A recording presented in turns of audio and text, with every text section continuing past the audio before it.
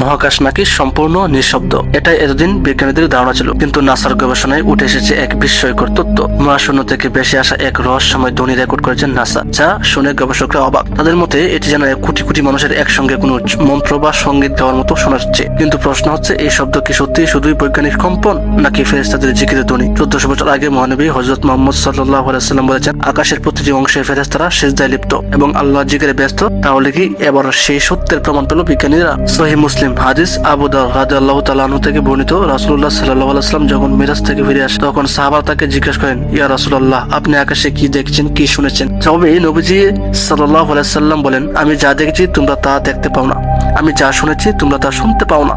আকাশ জুড়ে প্রচন্ড কম্পনের শব্দ শোনা যায়, আর এর পেছনে রয়েছে এক গভীর রহস্য। আকাশের প্রতিটি অংশে এমনকি 4 আঙ্গুল পরিমাণ জায়গাও খালি নেই, সেখানে ফেরেশতারা সিজদায় লিপ্ত এবং তারা নিরবিচ্ছিন্নভাবে আল্লাহর জিকিরে মশগুল। যদি আপনি এই ছবিটি ভালোবাসেন তাহলে অবশ্যই চ্যানেলটি সাবস্ক্রাইব করবেন এবং ফেসবুক পেজ থেকে দেখে থাকলে অবশ্যই পেজটি ফলো দিয়ে ভিডিওতে একটি লাইক দিবেন। ধন্যবাদ।